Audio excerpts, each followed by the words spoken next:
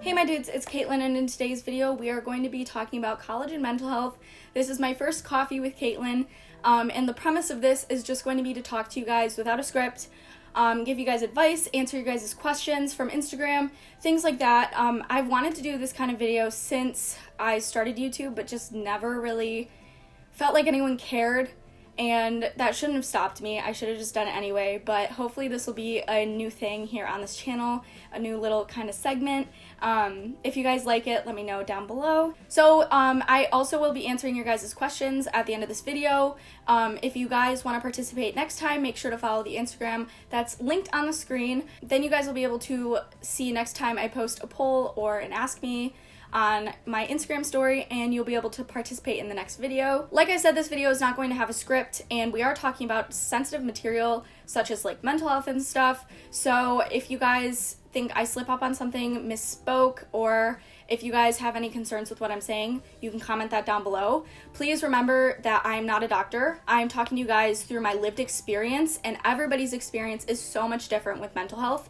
Even if you're a similar person with a similar diagnosis, you can have completely different experiences with that diagnosis, or just in general with your mental health, because we are all so different as people. So just keep that in mind. What worked for me might not work for you. You don't have to necessarily follow what I'm saying in this video. I just want to start a discussion on mental health because I think it is very important, and it's very, very prevalent among college students, and not a lot of people talk about it. So I just think that this video overall is important. I apologize if I say something that offends you. Please let me know down below. My full best intentions are in this video. I'm not trying to offend anyone. I'm not trying to hurt anyone's feelings. I'm not trying to tell you what to do. Just know that I care, and I just want to start a discussion, and that's it. So with all that being said, let's jump into this video. So to start off, I'm going to tell you guys just a very brief overview with my experience with mental health in college, and then talk about how I'm doing now. I'm not going to get into nitty-gritty details. That would take literally forever, but I have struggled with my mental health in college. So when I came to school, I didn't have the best mental health, but it sort of got better after I went to school. I was like thriving. I was like, this is so cool, new experiences. Because of extenuating circumstances like outside of my school life, my mental health just like plummeted. It was so terrible. I had suicidal thoughts like every day. I was sleeping too much or not at all. I wasn't eating well. Nothing was going right, okay? It was affecting my grades. It was affecting my daily life. I was at my breaking point, so I went and got help, and that was extremely good for me. Not everyone has the option to get help, so keep that in mind. If you're somebody who can't get help, hopefully some other tips will help you in this video. But for me, going to the counseling and psychiatric services at Michigan State University at my breaking point was the best decision I made. I got a psychiatrist here. I could now take my meds again, and everything started to go on track. So freshman year, my mental health got a little better. It wasn't the best, but I was getting help for things that I hadn't addressed in a long time. And I did get diagnosed with an eating disorder that I had hid for 7 years. So that was like a big turning point in my life. So although my mental health wasn't amazing, at least I was getting help, and I had an outlet to just vent about things that were bugging me. And I finally addressed the eating disorder, which was like a huge deal, because I had not told a single soul. So I'm not going to get too much into the eating disorder stuff, because I haven't even really talked about that on this channel at all. And I do want to make a whole video about my story, a non-triggering video, like without pictures or numbers or anything, and my journey with my eating disorder, because it has been an insane journey and it has been terrifying. So we'll touch on that in another video. So then my sophomore year of college, I had the most toxic living situation of my life, and that was horrible. I didn't want to be home. I literally spent every waking moment I could outside of my home, came home to sleep, and that was it. Even when I did come home to sleep, it wasn't very often, because I was sleeping at friends' places as much as I could. So I felt like I could have done really well, because I was working on myself so much, but just the living situation was putting me in such a dark place that I felt like I couldn't thrive to my fullest capability. I was working on myself throughout this entire time, adjusting my medicine, trying to practice self-care, working on my YouTube channel, which is one of the only things I had passion for. And my grades did get a little better my sophomore year, but they were still suffering because of my mental health. and extenuating circumstances again. Things happen outside of college that you can't control, like family members dying or passing away, and I had a long distance relationship that really sucked too. That really took a blow on my mental health. All in all, sophomore year was not the best, but I was doing better than freshman year, and I was focusing more on academics than I was freshman year. Now junior year, the first half of school, I literally have had the best mental health of my life. I equate that to not living with toxic people, working on myself consistently over the years, and just trying to really focus on things that make me happy. There are a lot of factors, I think, that went into me having better mental health. One of the main factors for me having the best mental health of my life first semester this year was definitely me working on myself a lot, trying to retrain my brain to be more positive and to be more mindful of things and how I'm feeling, just so I can address it and nip it in the butt instead of just letting it fester. Yeah, we'll talk more about tips in a little bit because I'm still going over the overview. Although I had my best mental health of my life this past semester, this semester has been horrible compared to it. I'll explain why. So basically, this is not true for everyone. I've talked to many people who are on birth control, and this was not the same for them. So basically, I had a suspicion that birth control was making me more depressed, because when I stopped taking it, my sophomore year of college, my mental health got like a little bit better, and I was like, I didn't really do anything besides stop taking birth control. So I was like, maybe birth control was making me more depressed, but I had no clue because I had just moved into school. So I was like, maybe it's just because like starting school again is making me happier. I had no clue. But this year, in January, I started taking birth control again, and I mentioned to her that I thought it was making me depressed. So she put me on the lowest hormonal dose of birth control. Sorry, my voice is like gonna crack. I'm drinking coffee way too late, by the way. This year, 2020, I started taking birth control in January. And I kid you not, in 1 month, with no other outside factors, my mental health went from the best it was in my entire life to literally rock bottom again. Probably not as low as I have been, like rock bottoms I've had in the past, but it was rock bottom compared to how amazing I was doing the whole other part of the school year. Even with all the stress, even with a huge breakup, I was doing so much worse just because of birth control. Or at least that's what I think. Sometimes birth control makes people depressed. I am not saying that birth control makes everyone depressed, because that is just not true. I have a ton of friends who take birth control and they're completely fine, not affected, not a side effect for them at all. I have some that the birth control made them happier.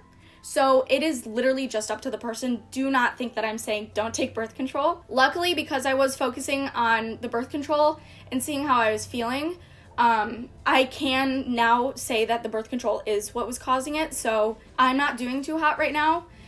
I'm still working on myself, and actually I told my physician, my women's health doctor, I told her about how the birth control was making me depressed and that I was curious about getting a non-hormonal IUD, and I actually have a consultation for that tomorrow. So I think I'm going to make an IUD video, just because I think it's like not talked about a lot. I haven't seen a lot about it.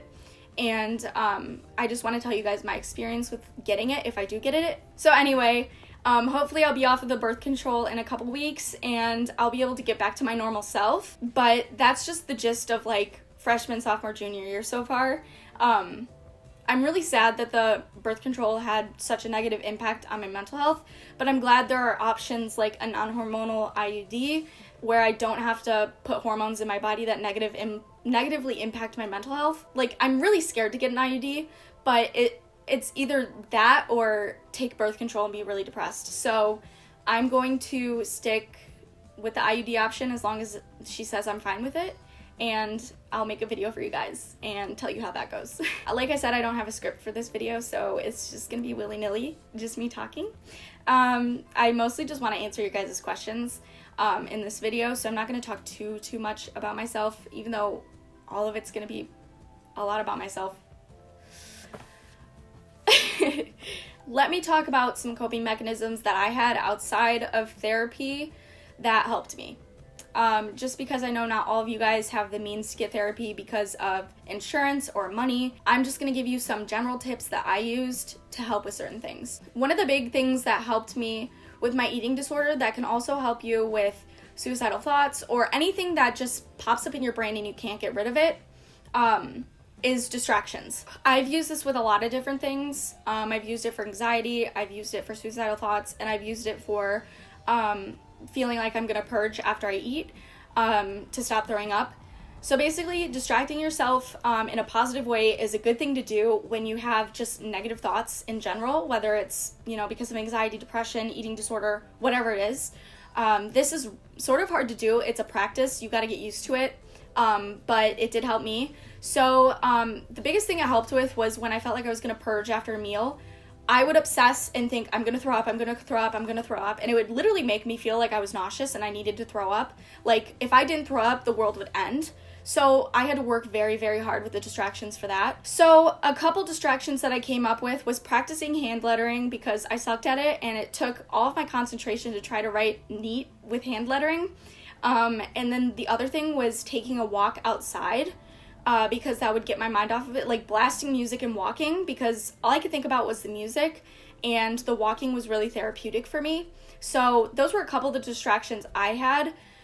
Another good one could be TikTok, if that works for you. I know when I go on TikTok, my brain just goes to TikTok. It doesn't think of anything else. So literally your distraction could be anything that just gets your mind off of those bad thoughts. The hand lettering really helped me. I looked up videos to practice hand lettering, and I would sit there for like an hour and do it, and then go back and reassess how I was feeling. And I highly recommend that if you're struggling in the moment and just need to like come up with a plan.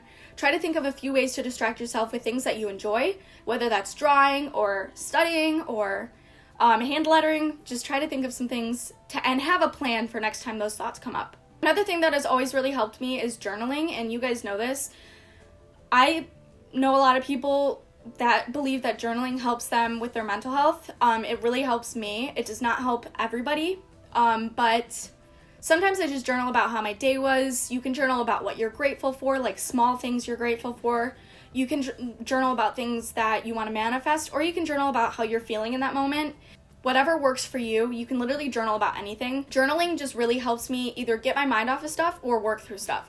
So if I want to get my mind off of how I'm feeling, I could journal about my plans for the summer or my future goals, things like that.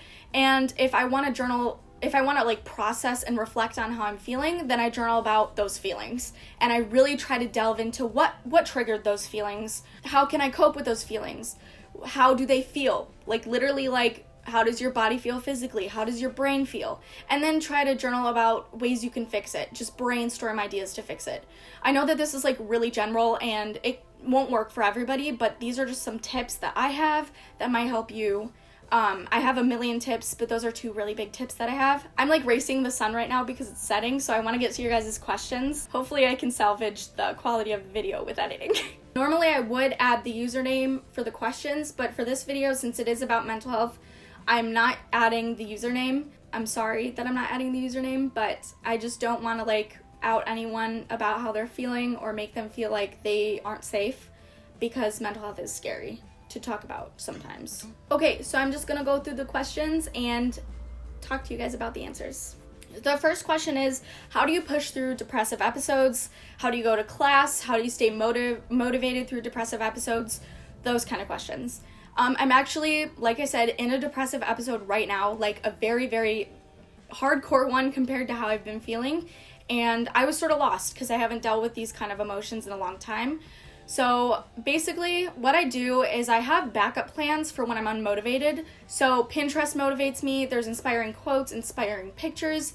That motivates me. Study with me videos, people being productive videos really motivate me. So I try to watch that when I just feel like I can't do anything, can't study. Reminding myself of my future and my huge goals for the future always helps me stay motivated. If I'm feeling like not going to class, which happens really often when I'm feeling this way, I've been trying my hardest to like go to them lately. And how I do that is I remind myself of my future goals, how I want a big house when I'm older to have a nice family in, and how I want to go to vet school one day, and how I can't do that if I don't go to class, and the consequences if I don't go. This doesn't always work, but it's just one way to remind myself that I just have to push through the class to keep going. I also remind myself that falling far behind does not help with your mental health, and that I don't want to fall behind because that just makes me feel so much worse. For missing classes too, I try to keep myself accountable because if I feel like somebody knows that I'm having a hard time going to classes and I need to update them on if I'm going, I'm more likely to go. So I might tell like my psychiatrist, I'm having a hard time going to classes. Next time we check up, can you ask me like if I've been going? And usually I want to make her proud. So I tend to go to classes more when I'm feeling depressed if I have her holding me accountable. Or my roommates. My roommates know my schedule. I don't want to disappoint my roommates, so sometimes I'll tell them like, okay, do not let me miss class. Don't let me talk myself out of going to class on Tuesday because I know I'm not going to want to go. Going to class is one of the hardest things for me because I feel when I'm depressed, I'm like, I could teach myself better. I don't have to go.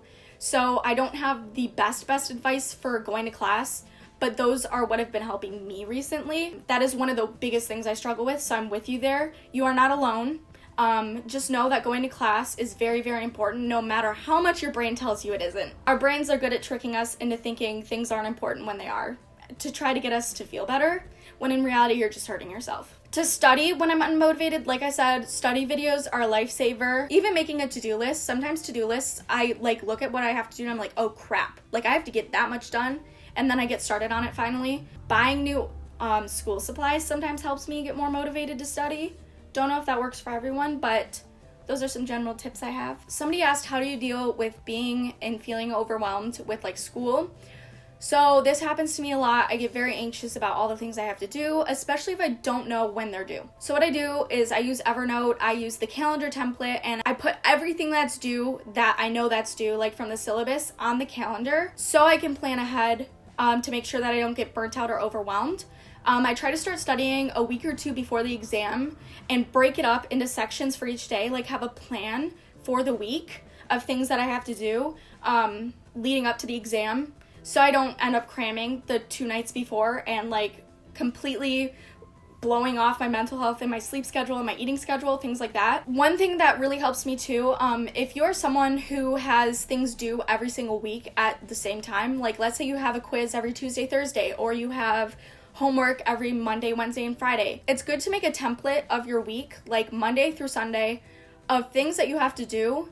And it's just a static calendar of things that are due each week. So if you have that quiz due every Tuesday and Thursday, try to like write on the calendar, do quiz on Monday and Wednesday. So you get it done the night before, you don't have to worry about it the next day. That way you're always a step ahead of yourself. When I make like a static calendar for each week of things that are due, I try to get the thing that's due done the night before each day. Sometimes that's not possible, but trying to be ahead and getting things done the night before they're due, and that becoming a habit will keep you ahead of schedule like the whole semester, and that'll really help. I hope that makes sense. If not, I'll elaborate in the comments. I did that for my brother and helped him with his school too because he has stuff due every week.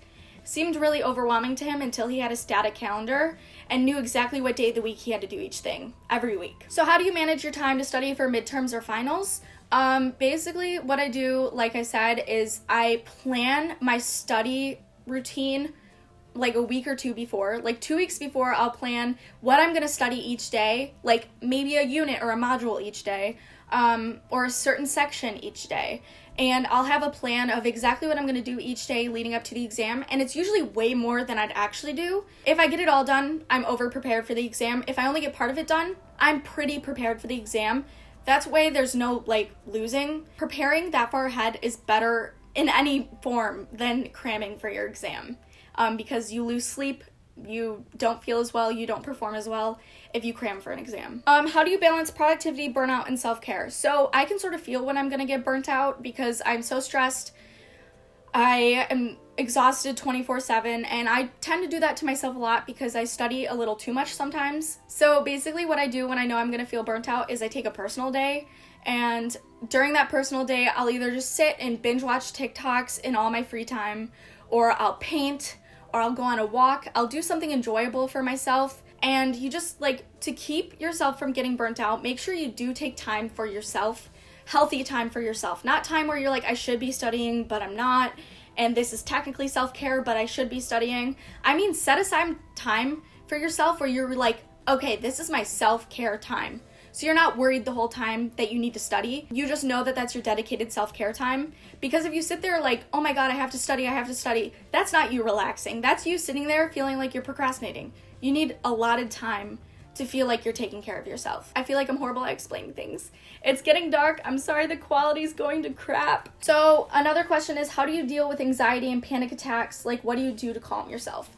So I do have a medication that I can take that calms me down, but I do not take it usually because, I don't know why I don't take it usually. It makes me really groggy and sleepy. So what I do, if it's like not a time I can take medicine, or if I'm in public or something like that, and I start having a panic attack, I sit there and feel it for a second. I let myself feel those emotions, and then I decide, okay, time to stop. And it obviously does not just stop. That is not how panic attacks work. But for me personally, drinking water slowly helps me get my breathing back on track when I feel like I literally am suffocating. If I tell somebody I'm having a panic attack and sit with them and have a conversation with them to try to get my mind off of things, that helps me. This is weird, but when I'm crying hysterically, I try to take cute pictures of myself, and obviously they don't look cute, so I'm spending so much time focusing on how to make myself look cute for a selfie that it gets my mind off of it. If that makes sense. That's like a really weird thing to do, but it helps me. Like, it gets me to stop crying sometimes, and I'm like, thank goodness. Those are some small things that I do. It's different for everyone.